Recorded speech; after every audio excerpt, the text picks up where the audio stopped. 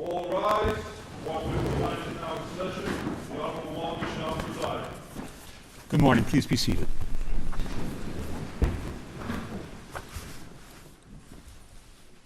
Calling Part 59 calendar number 1, Donald Trump, indictment 71543 of 23. Your appearances, please. Good morning. For the people, ADA's Joshua Steinglass, Christopher Conroy, Susan Hoffinger, Becky Mangold, Matthew Colangelo, and Catherine Ellis. Good morning, people. Emil Bovey for President Trump, who's appearing via Teams. He's co-located with my partner, Todd Bush. All right. Good morning, Mr. Bovey. Good morning, Mr. Blanche. Good morning, Mr. Trump. Good morning. Although Mr. Bovey has already alluded to it, just for the record, I want to make clear that Mr. Blanche is appearing virtually with Mr. Trump. And you're currently in Florida, is that correct? Yes, that's correct, Your Honor. Okay, and Mr. Trump's other attorney, Mr. Bovey, is with us in the courtroom. Pursuant to this court's decision and order dated January 3rd, 2025, Mr. Trump was given the option of appearing virtually. And subsequently, counsel for Mr. Trump informed this court that Mr. Trump had elected to waive personal appearance and appear virtually.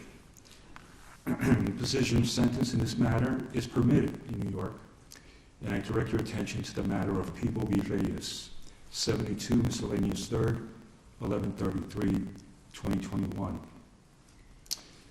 Before turning to the matter of sentencing, I want to confirm that the people and defense counsel have both received copies of the probation report. You have not? Thank you. Let the record reflect that the people are being handed a copy now. Mr. Bovey's being handed a copy. Why don't you take some time and look at it, okay? Thank you.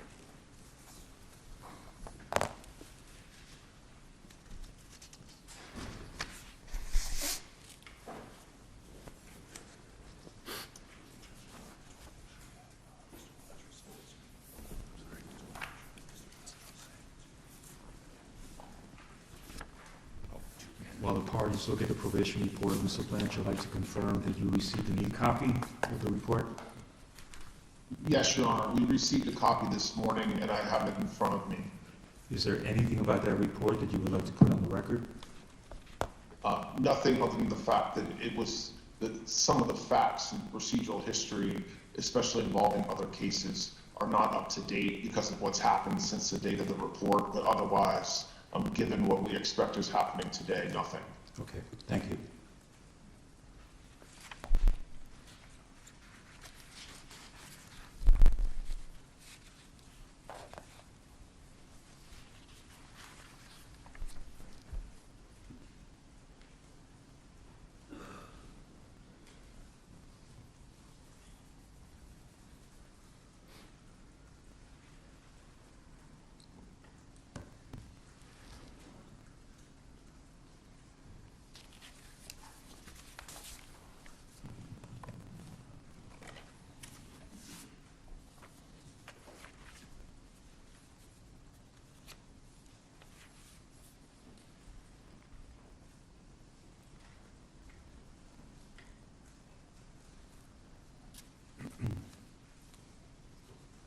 People, is there anything about the probation report that you would like to put on the record?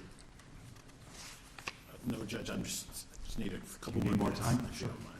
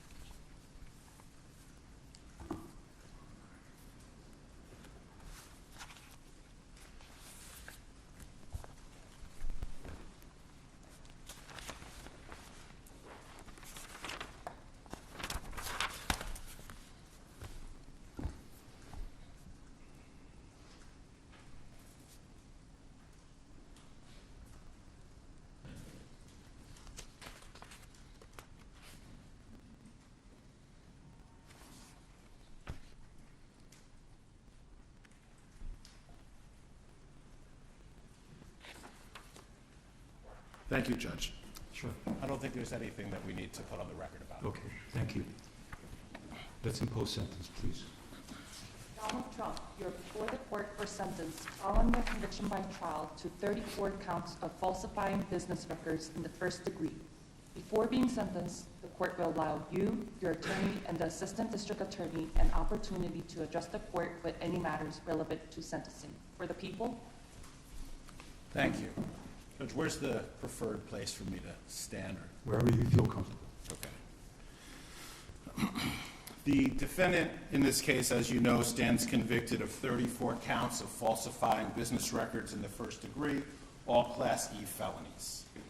Each carries a range of authorized sentencing options for as much as 1 1/3 to 4 years in state prison to a variety of non-incarceratory sentences. In this court's January 3rd decision on the defendant's Clayton motion, Your Honor indicated an inclination to impose an unconditional discharge. Under all the circumstances of this case, its unique posture and the defendant's status as president-elect, the people recommend a sentence of an unconditional discharge. In finding the defendant guilty in this case, the jury necessarily found unanimously that the defendant falsified 34 separate entries in his business records with the intent to defraud, which included an intent to commit or conceal a conspiracy to promote his own election by unlawful means. Having presided over the trial, Your Honor is very familiar with the conduct, its seriousness, and the overwhelming evidence to support the jury's verdict. I'm certainly not going to rehash that now. In last week's decision on January 3rd, this court referred to the gravamen of the defendant's conduct, his criminal conduct in this case, as constituting, quote, premeditated and continuous deception. The verdict was delivered by a jury that was carefully chosen using an extensive questionnaire based on suggestions from both parties and after thorough questioning of the prospective jurors by both sides. The verdict in this case was unanimous and decisive, and it must be respected. As this court has observed, quote, the sanctity of a jury verdict and the deference that must be accorded to it is a bedrock principle in our nation's jurisprudence. The defendant's conduct before, during, and after this trial also merits consideration. Instead of preserving, protecting, and defending our constitutionally established system of criminal justice, the defendant, the once and future President of the United States, has engaged in a coordinated campaign to undermine its legitimacy. Far from expressing any kind of remorse for his criminal conduct, the defendant has purposefully bred disdain for our judicial institutions and the rule of law. And he's done this to serve his own ends and to encourage others to reject the jury verdict that he finds so distasteful. He has characterized these proceedings as corrupt, rigged, a witch hunt, or a sham too many times to tabulate. The defendant's rhetoric has only ratcheted up since this court's rulings on his motions to dismiss. He has been unrelenting in his unsubstantiated attacks upon this court and its family, individual prosecutors and their families, the witnesses, the grand jury, the trial jury, and the justice system as a whole. The defendant has not only been held in contempt by other jurists in other matters, but this court alone found the defendant in contempt for 10 distinct violations of the order restricting extrajudicial speech. In his legal filings, the defendant has used dangerous rhetoric in leveling accusations of intentionally unlawful and unconstitutional conduct on the part of this court and the prosecution. As this court has noted, the defendant's conduct, quote, constitutes a direct attack on the rule of law itself. Moreover, the defendant has publicly threatened to retaliate against the prosecutors who have sought to hold him accountable in this and other matters, and the courts who have endeavored to fairly and faithfully adjudicate these matters.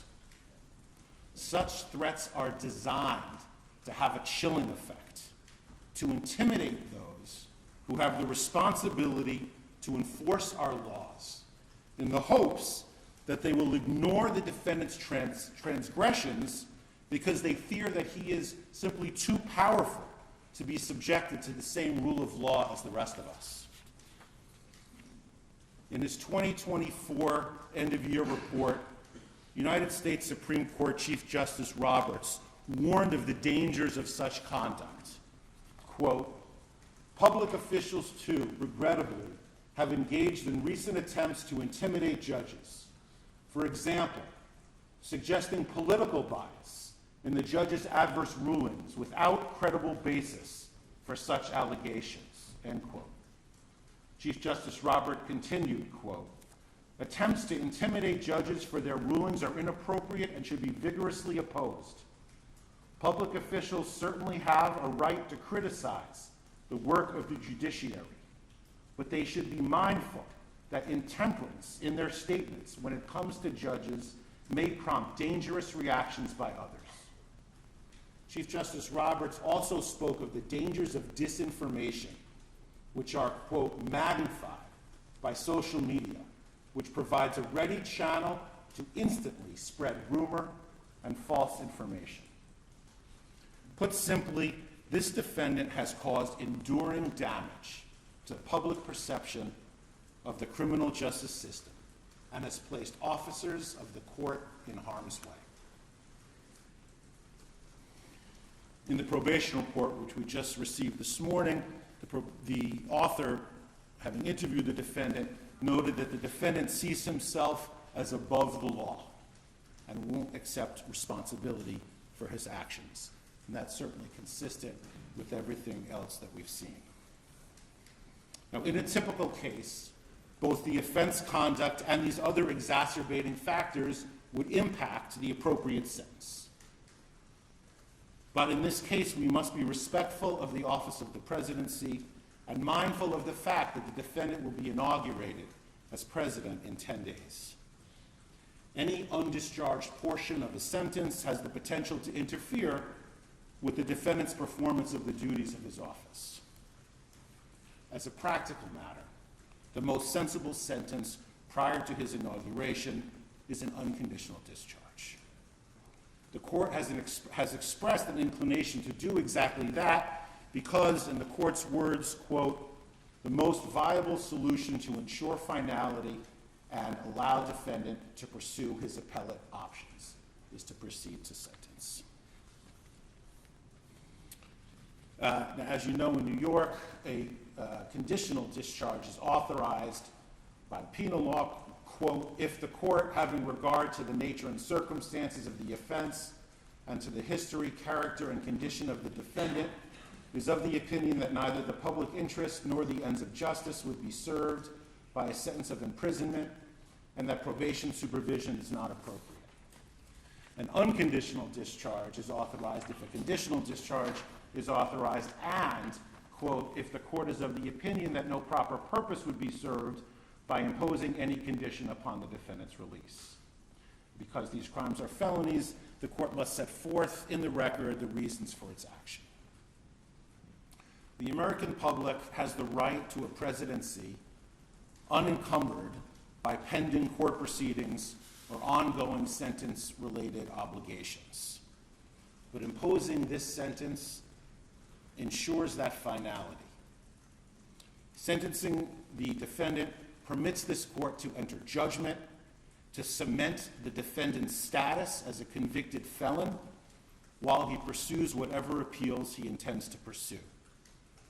And it gives full effect and respect to the jury's verdict while preserving the defendant's ability to govern.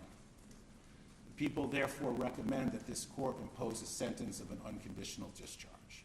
Thank you. Thank you. Counsel. Thank you, Your Honor.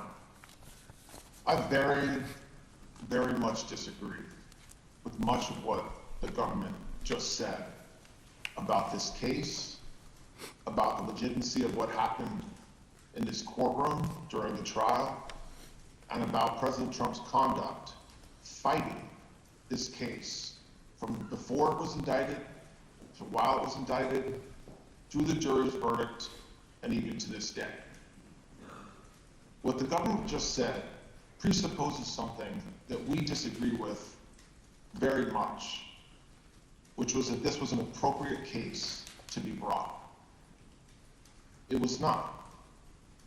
This case, without a doubt, knowing everything we know about the timing of the investigation, the fact that multiple prosecutors looked at the fact of this case, including prosecutors within the district attorney's office in New York County, and made a decision not to bring charges.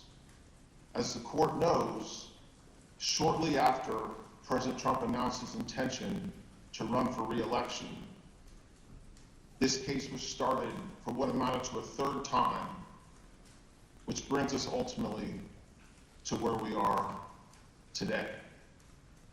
A lot of what the government just said presupposes that this case is legally appropriate and that the charges that were brought by the people were consistent with the laws of New York. Again, we very much disagree with that, and as everybody has been noted, because it's true, we certainly intend on appealing that. And it's not, by the way, just counsel and President Trump that feels that way. There's many, many, many legal experts that share the same views that I just said, which is that legally this case should not have been brought, both based on the facts that were established at trial and also on the legal basis for which they were brought. But it's also not just the legal experts, not just counsel, and not just President Trump, but the majority of the American people also agree that this case should not have been brought. I mean, the interesting thing about the fact that there was a trial for the first time in our history, a criminal trial during an election season, is that the American voters got a chance to see and decide for themselves whether this is the kind of case that should have been brought. And they decided. And that's why in 10 days, President Trump is going to assume the office of the President of the United States. And certainly we're here for the court to sentence President Trump to an unconditional discharge. And for that, it's a very sad day. It's a sad day for President Trump and his family and friends. But it's also, in counsel's view, a sad day for this country, because this was a case, without a doubt, that was brought by a district attorney who promised that he would go after President Trump if elected, and felt like he had to go through with that promise. And so that's sad. And I hope, and I know that President Trump shares this view, that this will never happen again in this country. And so we certainly understand where we are today. We very much intend on pursuing an appeal of this verdict and what happened during this investigation. And we certainly believe that the only appropriate sentence, if one's to be imposed at all, which we very much believe it shouldn't be, and that the case should be dismissed, is a sentence of an unconditional discharge. Thank you. Thank you. Would your client like to be heard? Yes, thank you, Your Honor. This has been a very terrible experience. I think it's been a tremendous setback for New York and the New York court system. This is a case that Alvin Bragg did not want to bring. He thought it was, from what I read and from what I hear, inappropriately handled before he got there. A gentleman from a law firm came in and acted as a district attorney, and that gentleman, from what I heard, was a criminal or almost criminal in what he did. It was very inappropriate. It was somebody involved with my political opponent. Part of the records that we're talking about, they're saying, I just noticed where he said I was falsifying business records. Well, the falsification of business records, as they say it was calling a legal expense in the books where everybody could see them, a legal expense. In other words, that legal fees or legal expense were put down as legal expense by accountants. They weren't put down by me, they were put down by accountants. I didn't call them construction, concrete work, I didn't call them electrical work, I didn't call them anything. They called a legal fee or a legal expense, and for this, I got indicted. It's incredible, actually. Now, if you look, my attorney alluded to it, the top legal scholars and legal pundits in this country, the ones that are quoted all the time on television, that are making their views felt and highly respected people, have said, everyone, virtually everyone that I know of, I haven't seen any to the contrary, not one, and none of these people are not exactly friends of mine, to put it mildly, but they all said this is a case that should have never been brought. It's an injustice of justice. Very respected Jonathan Turley, Andy McCarthy, Judge David Rifkin, a wonderful man who just passed away, by the way, Greg Jarrett, Ellie Honig from CNN, of all places. CNN said that. Paul Ingrassia, Alan Dershowitz, they all said this is not a case that should be brought. It's not, think about it, legal expenses are down as legal expenses, and I get indicted for business records. Everybody should be so accurate. It's been a political witch hunt. It was done to damage my reputation so that I'd lose the election, and obviously that didn't work. And the people of our country got to see this firsthand because they watched the case in your courtroom. They got to see this firsthand, and then they voted, and I won and got the largest number of votes by far of any Republican candidate in history, and won, as you know, all 7 swing states, won conclusively all 7 swing states, and won the popular vote by millions and millions of votes, and they've been watching your trial. So they understood it. I wasn't allowed to use the lawyer-client privilege or the reliance on counsel. I had a lawyer that made this deal, and he admitted that. And he was also a totally discredited person. We weren't allowed to use the information from the Southern District that totally discredited him, that wasn't allowed to be put in. And that was terrible, unbelievable. And this is a man who's got no standing. He's been disbarred on other matters, unrelated, and he was allowed to talk as though he were George Washington, but he's not George Washington. He shouldn't have been allowed. The Southern District did a book of approximately 28 pages where I've never seen anything like it. They excoriated if you wouldn't let it be put into evidence. So he was able to testify as a witness, and I think it's a disgrace to the system. I was under a gag order. I'm the first president in history that was under a gag order where I couldn't talk about aspects of the case that are very important. I guess I'm still under, so probably I won't do it now. I assume I'm still under a gag order. But the fact is that I'm totally innocent. I did nothing wrong. They talked about business records, and the business records were extremely accurately counted. I had nothing to do with them. Any of it. That was done by an accountant or a bookkeeper who I think gave very credible testimony and was corroborated by everybody that was asked. And with all that's happening in our country today, with the city that's burning to the ground, one of our largest, most important cities burning to the ground, with wars that are uncontrollably going on, with all of the problems of inflation and attacks on countries and all of the horrible things that are going on, I got indicted over calling a legal expense a legal expense. It was called a legal expense. I just want to say I think it's an embarrassment to New York, and New York has a lot of problems, but this is a great embarrassment. I believe that this and other cases that were brought, as you know, the DOJ is very much involved in this case. It's because that's the political opponent they're talking about. The DOJ is very involved. You have a gentleman sitting right there from the DOJ who was from the DOJ's office. He was also involved with the New York State Attorney General's case. And he went from there to here. He went around and did what he had to do. He got them to move on me. But in the meantime, I won the election, and a massive landslide, and the people of this country understand what's gone on. This has been a weaponization of government. They call it lawfare. Never happened to any extent like this, but never happened in our country before. And I'd just like to explain that I was treated very, very unfairly. And I thank you very much. Thank you, Mr. Trump. Mr. Trump, you appear before this court today to conclude this criminal proceeding by the imposition of sentence. Although I have taken the unusual step of informing you in advance of my inclinations, before imposing sentence, I believe it is important for you, as well as those observing these proceedings, to understand my reasoning for the sentence I am about to impose.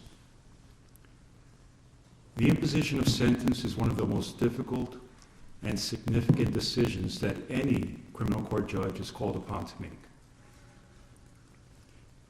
Our legislature sets the parameters for an authorized sentence, but it is a judge that must decide what constitutes a just conclusion to a verdict of guilty.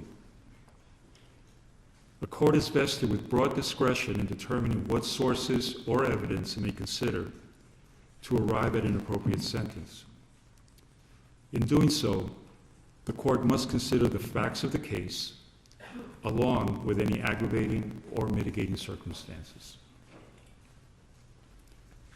In my time on the bench, I've been called upon to grapple with this weighty responsibility for countless defendants who have been found guilty after trial for an assortment of offenses, ranging from nonviolent Class E felonies to the most heinous of crimes, including homicides, sex trafficking, and child sexual abuse. The task is always difficult and deserving of careful consideration, whether the sentence be an unconditional discharge or incarceration of 25 years to life. However, never before has this court been presented with such a unique and remarkable set of circumstances.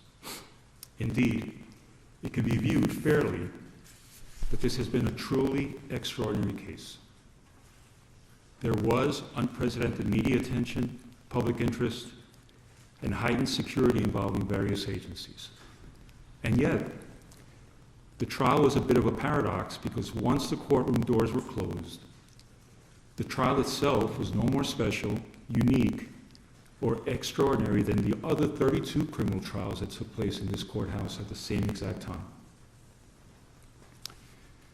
Jury selection was conducted, the same rules of evidence were followed, opening statements were made, witnesses called and cross-examined, evidence presented, summations delivered. The same burden of proof was applied, and a jury made up of ordinary citizens delivered a verdict. And it was all conducted pursuant to the rules of procedure and guided by the law. Of course, part of what made it feel somewhat ordinary was the outstanding work, preparation, and professionalism of the clerks, court officers, court reporters, security personnel, and the entire staff of this building who did their jobs as they would with any other criminal trial. So while one can argue that the trial itself was in many respects somewhat ordinary, the same cannot be said about the circumstances surrounding this sentencing. And that is because of the office you once occupied and which you will soon occupy again.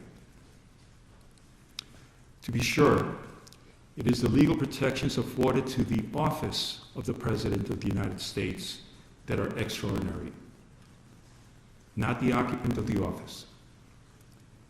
The legal protections, especially within the context of a criminal prosecution, afforded to the office of the President have been laid out by our founders, the Constitution, and most recently interpreted by the United States Supreme Court in the matter of Trump versus the United States, which was decided on July 1st, 2024.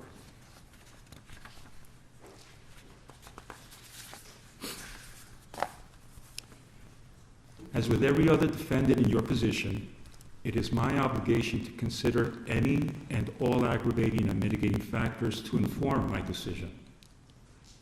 Some of those aggravating factors have already been articulated in my Sandoval ruling at the start of this trial, and by my recent written decisions on December 16th and January 3rd. Thus, they need not be repeated at this time. However, the considerable, indeed, extraordinary legal protections afforded by the office of the Chief Executive is a factor that overrides all others. To be clear, the protections afforded the office of the President are not a mitigating factor. They do not reduce the seriousness of the crime or justify its commission in any way. The protections are, however, a legal mandate which, pursuant to the rule of law, this court must respect and follow. However, despite the extraordinary breadth of those protections, one power they do not provide is the power to erase a jury verdict. It is clear from legal precedent, which until July 1st was scarce, that Donald Trump, the ordinary citizen, Donald Trump, the criminal defendant, would not be entitled to such considerable protections. I'm referring to protections that extend well beyond those afforded the average defendant who winds their way through the criminal justice system each day. No, ordinary citizens do not receive those legal protections. It is the office of the President that bestows those far-reaching protections to the office holder. And it was the citizenry of this nation that recently decided that you should once again receive the benefits of those protections, which include, among other things, the Supremacy Clause and presidential immunity. It is through that lens and that reality that this court must determine a lawful sentence. After careful analysis, in obedience to governing mandates, and pursuant to the rule of law, this court has determined that the only lawful sentence that permits entry of a judgment of conviction without encroaching upon the highest office in the land is an unconditional discharge, which the New York State Legislature has determined is a lawful and permissible sentence for the crime of falsifying business records in the first degree. Therefore, at this time, I impose that sentence to cover all 34 counts. Sir, I wish you Godspeed as you assume your second term in office. Thank you.